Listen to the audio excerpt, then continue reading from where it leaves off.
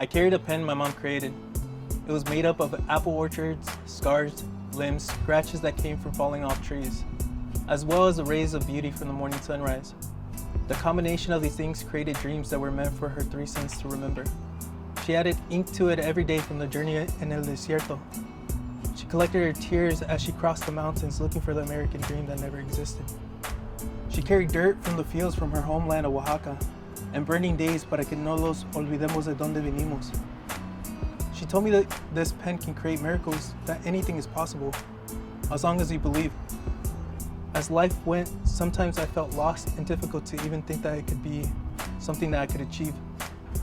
The day she handed it to me, she made it clear. She told me that this pen comes from generations of kings and queens, and I was a prince and a king in the making. Their sacrifices were the blueprint of a path to my destiny. This day was amazing, no longer looking at the crossroads at which way I would go, only to look through a tunnel in the future, foreshadowing the present, standing proud with long hair, screaming proudly to be Mixtec, Indigenous and Mexicano. I blinked back to the moment of happiness as it was erased with ink that was not my own. Watching my pen disappear from the hands as I watched her finish the chapter to my book. Watching others as the years went on, writing my truth like scriptures, never able to finish my story. Finally, 29 with scars and cuts and torn fingernails, I have fought and gained my existence. I have reclaimed my pen.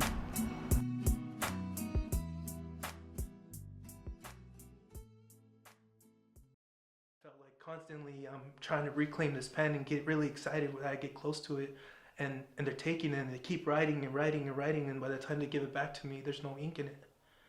And because I didn't know how to refill my own ink, I kept trying to find different things and different pieces to be able to fill that, to be able to write my own story. My name is Johannes Tadeo. I am from Othello, Washington. And I moved to Oregon because my parents were migrant workers. And my dad's name is Marcos Tadeo. He's from Cozumalopan, Veracruz, a tropical area, southern Mexico. And my mother's from Concepcion de Progreso de Oaxaca. Small little hacienda. They ended up coming to California and a couple of different times to Washington and back and forth, and then having my two older brothers in Red Bluff, California. I feel like maybe I didn't think of it too much. I just kind of lived in it. I grew up kind of in a little community that just kind of, they looked like me, so it felt kind of nice. I felt like I didn't really had time to question it. I mean, there were certain times I ended up happening with like neighbors, and I remember this kid, he asked me, he's like, "What are you?" And I didn't know how to answer it, but I was kind of like stuck. And then I told him, I was like, "Well, I'm Mexican." And I felt like maybe that could be the first time that I identified myself as anything.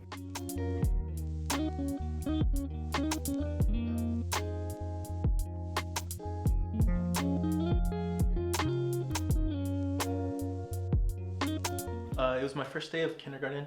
I was really excited. My mother, she kind of built up the whole experience for me. She would tell me all the time how that I'm a king, que soy un rey, and I loved that feeling. I felt like, I was special. I felt like for the first time, other people are finally get to see me who I am. I'm really excited. I'm excited for roll call. I've seen it on TV. I've seen it on movies. I see how it happens, and I'm waiting for the lady to say my name. And she gets stuck on the name, and I watch her facial expressions, and I see that she's having difficulty with it, but I don't know if it's my name. But unfortunately, it was my name. She ended up changing my name from Johannes to Johnny because Johnny was more American. And at that moment, it just kind of felt like my heart shattered. And it just kind of felt like I went from that to being something that was completely not me.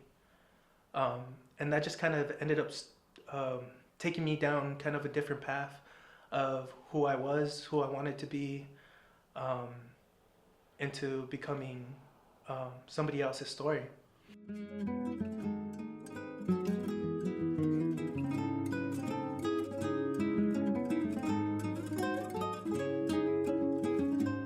Luckily, my father wasn't taken, but in my head, it felt like, like he was, like something was taken from him, And yeah, it really felt like we weren't normal. It felt like something was wrong with us. I remember walking on Main Street. Me and my older brothers, we were kind of exploring the city and wanting to go to the soccer field. And I remember this big, huge, like big tired truck come and they throw a milkshake at us and they call. I think it was one of the first times I got called a beaner, and they told us to go home.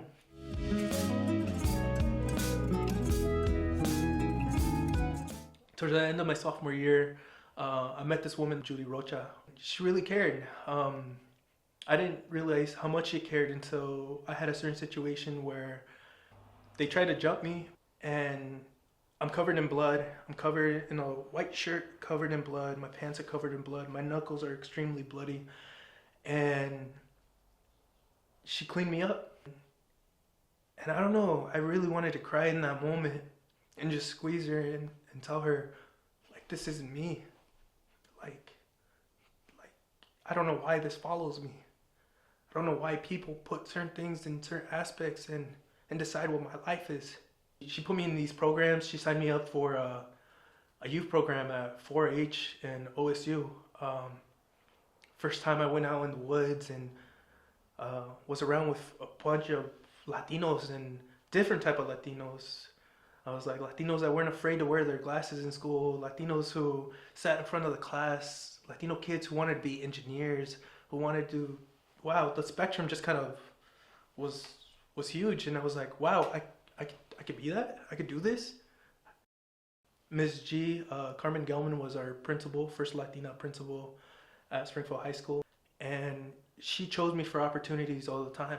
She really fought hard to make sure that I was there. Advocacy, like, it felt nice. It felt like somebody had my back.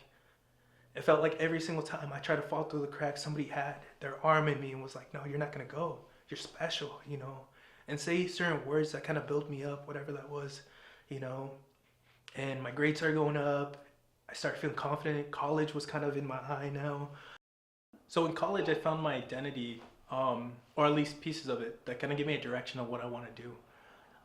At Lane, I ended up having a lot of different events where I kind of took more in control of my life, and I felt like that's where I had like snippets of holding the pen to be actually able to write my narrative, you know, and throw away whatever has been written about me and actually write what is.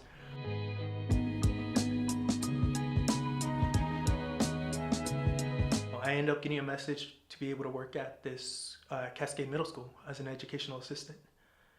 And I was still kind of down on myself, but as soon as I started there, I started seeing these kids that a lot of them were suffering. And a lot of them were kind of going through a similar situation that I've been fighting my whole life. And I would kind of do the same thing that some of these mentors would do to me and just be around, letting them know that somebody's there. And I decided to use my last paycheck at Cascade, and I used some of the students that I was already working with at Thurston High School, and we kind of developed a summer program and wanted to teach them in a way that I wish somebody would teach me. From there, I ended up working on a project with Community Alliance for Lane County. They were working on a mural project, and I thought it would be amazing for these young brown kids to be able to be part of a mural that they get to walk by every so often and see the work that is being showcased of their existence, of their identity, of their power. And it kind of opened up my view of, I can not just help these kids, but I can also help more folks. And I can finally not just help them, but help their parents. So I started taking risks and going to places that I never thought I would. I would never thought I would be at the city council meetings. We can change things. We just really have to believe in ourselves and have hope. Always have esperanza, you know, and not quit no matter what has happened. Because, you know, in my experience, you know, sometimes I tell these kids, you know, like, I'm living proof that, you know, things can change. And you are living proof that you can make things change for you. You know, I had so many different things happen in my life, so many sacrifices, so many intense things that have happened that really have brought me down, but showing them that together we can change.